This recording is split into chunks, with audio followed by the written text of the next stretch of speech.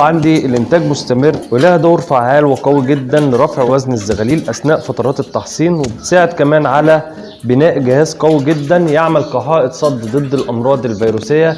يعني ان انا باسس الزغاليل بتاعتي في البدايات. بسم الله والصلاة والسلام على رسول الله. السلام عليكم ورحمة الله وبركاته. ازيكم يا جماعة، عاملين ايه؟ يا رب دايما تكونوا بخير. ان شاء الله النهارده هنقدم جرعة مهمة جدا للحمام بتاعنا، هتزود مناعة الحمام بتاعنا، هتزود نسبة الخصوبة، هتزود نسبة الانتاج عنده، هتخلي الحمام عندك فعلا وزن الزغاليل تبقى طالعة كويسة تحت الأصوص الكبيرة. زي كمان ان هي تبقى تحصين قوي جدا بالنسبه للزغاليل فيما بعد. لو انت هتربي الزغاليل لازم انك انت تشتغل بالجرعه دي، وخاصه في فصل الشتاء عشان تحمي الحمام بتاعنا من بعض الامراض البكتيريه والامراض الفيروسيه اللي هي بتبقى منتشره في التوقيت ده. الحق موسم الشتاء او الحق موسم الانتاج بالجرعه دي. ما ينفعش ان احنا نستخدمها في فصل الصيف بمعنى اصح. الجرعه اللي اتكلم عليها اللي هي العسل والليمون. العسل والليمون دي من اهم الجرعات اللي انا بستخدمها. صدقني مش هتقطعها عندك من المكان بتاعنا. بتقدمها لو مره واحده بس في الاسبوع وشوف النتيجه هتبقى عامله ازاي مع الحمام بتاعك ومع الزغاليل خاصه.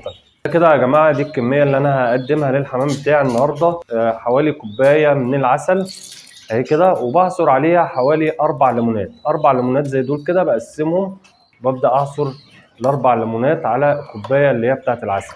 الكوبايه دي بقدمها على حوالي نص جردل زي ما احنا شايفين كده. ده اللي انا هبدا امسق بيه للحمام بتاعي. العسل يا جماعه بيحتوي على فيتامينات واملاح معدنيه، دي طبعا بتساعد على نمو الجسم. يعني الزغاليل عندنا هتبقى كويسه، ومش هنلاقي كمان في تسقيفه عند الحمام بتاعنا.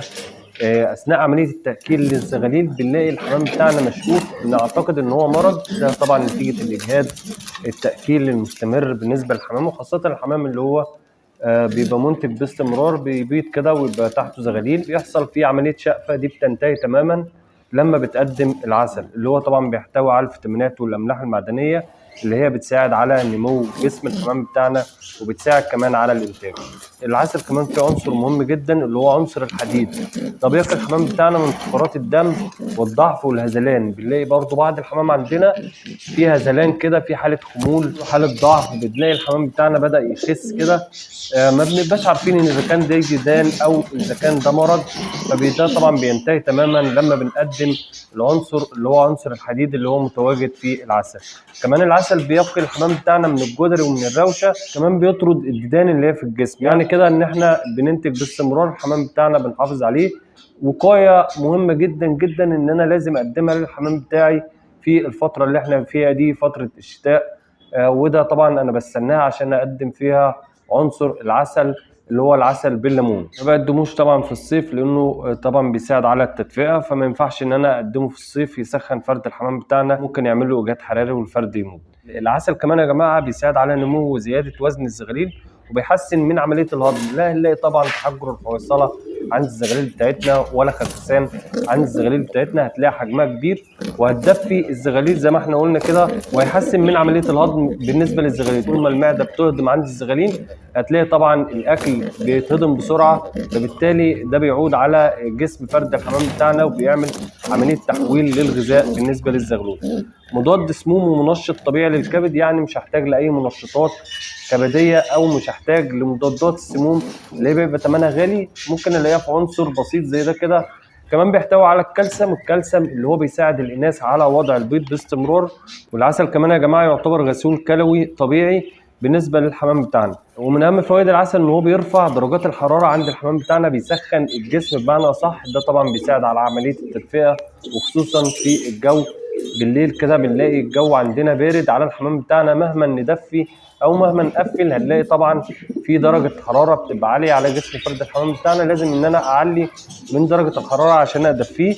مش هلاقيها طبعا غير في العسل اللي انا بقدمه برضو للحمام بتاعنا، ومنشط قوي جدا وطبيعي للمناعه، بيزود من مناعه فرد الحمام بتاعنا.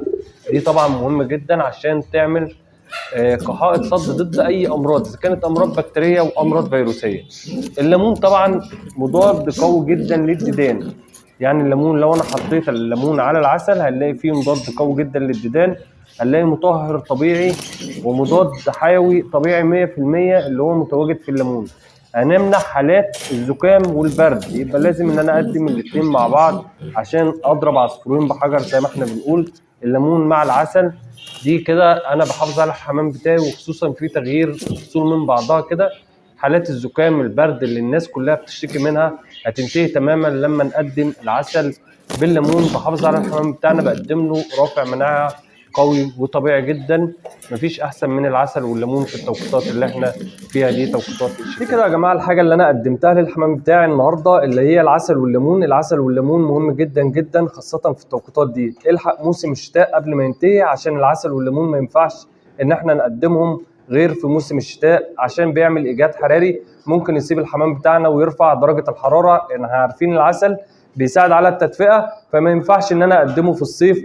فاحلى توقيت لازم ان انا اقدمه في التوقيتات دي، توقيتات انخفاض درجات الحراره. مهم جدا جدا ان انا اقدم كرافع مناعه. يعتبر العسل روافع المناعه اللي احنا اتكلمنا عليها.